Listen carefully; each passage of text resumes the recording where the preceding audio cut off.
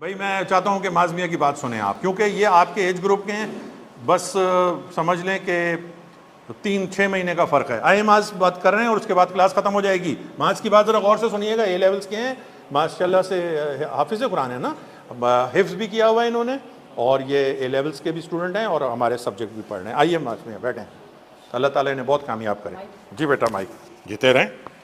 ये इनको पता है मैं घर ले गया था। असल में ये सारे जो बच्चे हैं ना, ये पूरे अभी मिठाई का बंदोबस्त कर रहे हैं ये लोग। हाँ बात ये मैं बताना भूल गया, पास में इनको मिठाई देंगे। अस्सलाम वालेकुम। जी बिस्मिल्लाह। अस्सलाम वालेकुम।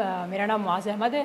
मैं कैफ़ का स्टूडेंट हूँ। अभी मैंने 3 पेपर्स दिए हैं और आखिरी 3 पेपर्स रहते हैं इंशाल्लाह इस अटम में कैफ़ की। पिछले अटम मैंने सर से पढ़ा था बिज़नेस लॉ और 3 पेपर्स दिए थे मैंने। अभी रिज़ल्ट का वेट कर रहा हूँ। तो आप लोगों को मैं ये कहूँगा कि बहुत यूनिक एक्सपीरियंस था मेरे लिए सर से पढ़ने का, क्योंकि सर की जो पढ़ाने का अंदाज़ है वो आपको बाकी टीचर से अलग मिलेगा। जैसे सर ने भी आपको बताया, पहली चीज़ तो ये कि सर आपको स्टडी टेक्स्ट से पढ़ाते हैं। इससे आपको एक चीज़ ये फ़ायदा होगा कि जो जितने भी सब्जेक्ट्स हैं हमारे, थ्योरी के हों चाहे न्यूमेरिकल्स के हों, उनके अंदर अक्सर में एमसीक्यूज़ के पेपर्स आते हैं। तो जब आप पूरा स्टडी टेक्स्ट को आप लेके साथ चलेंगे, आपको उसमें बहुत फ़ायदा होगा। और साथ ही साथ ये कि आप जब स्टडी टेक्स्ट को एक बार पढ़ लेंगे सर के साथ, पूरे अंदाज सर के अंदाज़ में, तो आपका स्टडी टेक्स्ट से ना एक पूरा झिझक निकल जाएगी। आप बाकी सब्जेक्ट्स को भी आराम से स्टडी टेक्स्ट खोल सकते हैं। अब जैसा आपको पता है कि स्कीम में तब्दीली आई है, उसके बाद थ्योरी के सब्जेक्ट्स भी ऐड हुए हैं, न्यूमेरिकल्स के सब्जेक्ट्स में भी थ्योरी ऐड हुई है अच्छी खासी। तो आपको इंशाल्लाह थ्योरी पढ़ने में काफ़ी आसानी होगी इसके बाद। तो एक तो ये कि सर ने जो जिस अंदाज से हमें स्टडी टेक्स्ट से पढ़ाया, ये आपको इससे बहुत फ़ायदा होगा। दूसरी चीज़ ये कि सर ने जो आपको बताया वन लाइनर का, जिसको सर जंबील कहते हैं, इससे आपको ये फ़ायदा होगा कि आखिर का जो आपका महीना होगा ना, उसके अंदर आपको रिवीजन इतना नहीं करना पड़ेगा।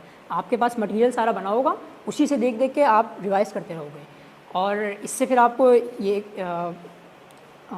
हाँ, इससे फिर आपको ये भी फ़ायदा होगा कि जब आप ना उस शॉर्ट पॉइंट्स को आप बनाओगे, साथ साथ उसको एक रिवीजन का अंदाज़ लेके चलोगे। सर ने मैं बताया भी है, सर आपको भी इंशाल्लाह बता देंगे कि रिवीजन का तरीका होता है सर का। 15 मिनट 10-12 मिनट रोज़ाना आप रिवीजन को दो ना, तो इससे होगा आगे में आपको बहुत फ़ायदा होगा। क्योंकि देखें, हमारे जो न्यूमेरिकल्स के बहुत से सब्जेक्ट्स ऐसे हैं जिसके अंदर पूरे चैप्टर्स जो होते हैं 15-15 20-20 दिन तक चल रहे होते हैं। तो उसके अंदर बंदा आगे जाते जाते पीछे भूलता रहता है। तो जब आपके पास एक शॉर्ट नोट्स बना होगा, आप रोज़ाना उसके 10 मिनट रिवीजन करते रहोगे, तो आपको चैप्टर आराम से निकल जाएंगे। फिर आपको अलग से कोई रिवीजन नहीं करनी पड़ेगी। जब आखिर के दिनों में आप आओगे, आपका आखिरी का महीना बहुत सुकून से गुजरेगा। तो बस यही 2-3 चीज़ें मुझे बतानी थी। एक, स्टडी टेक्स्ट को आप चलाते रहना साथ साथ, आपको बाकी सब्जेक्ट्स की स्टडी टेक्स्ट में भी बहुत फ़ायदा होगा, उसको आप सुकून से फिर आप रीड कर सकोगे।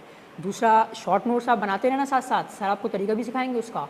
शुरू में मुश्किल होगी, ऐसी बात है, होगा आप पूरा जुमला कॉपी कर रहे होगे, लेकिन आहिस्ता आहिस्ता बन जाएगा आपकी आदत। और तीसरा, रिवीजन आप साथ साथ चलाते रहना।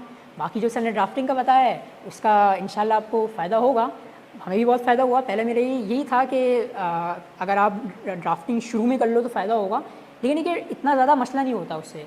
आपकी अगर बेस स्ट्रॉन्ग है, आपने चीज़ें याद की हुई हैं, तो ड्राफ्टिंग हो जाता है आराम से। लेकिन फिर भी ये कि मैं समझता हूँ कि अगर ऐसे ना साथ साथ ड्राफ्टिंग चलती रहेगी, तो ये होगा, फ़ायदा हो जाएगा आप लोगों का ना।